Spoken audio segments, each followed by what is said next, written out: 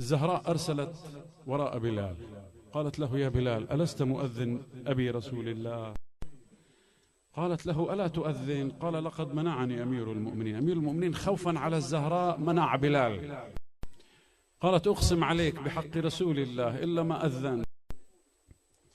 قال: سمعا وطاعة يا بنت رسول الله، أأذن. خرج بلال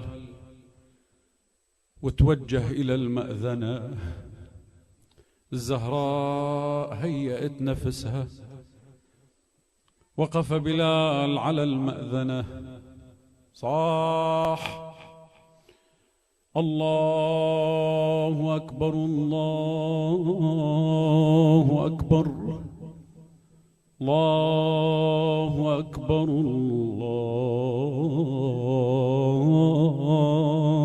الله أكبر،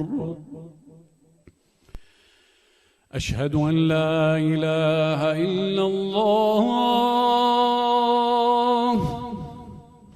أشهد أن لا إله إلا الله. بدأت دموع الزهراء تتحاضر على خديها. لما وصل المؤذن إلى قوله: أشهد أن محمدا رسول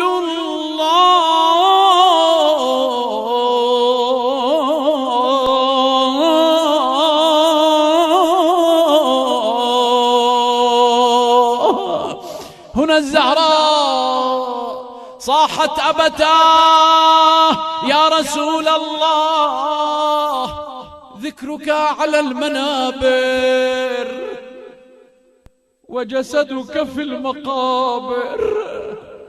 أبتاه ذكرك على المنابر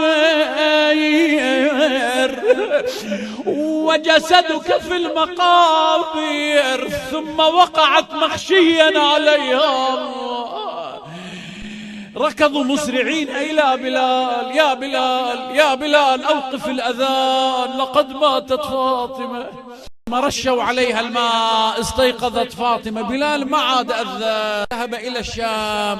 قال: أنا ذول الجماعة ما أجلس معهم، لأنهم تخلفوا عن إمامهم أمير المؤمنين وظلموا ابنة نبيهم فاطمة. غاب مدة من الزمان ثم عاد بعد سنة.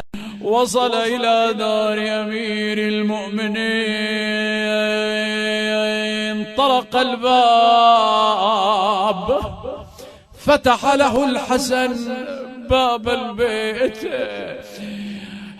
ثم وقف خلفه الحسين، سلم عليهما فرد عليه السلام: أهلا بك يا بلال، أهلا بك يا مؤذن جدنا رسول الله. قال: أين أبوكما؟ قال: له في المسجد.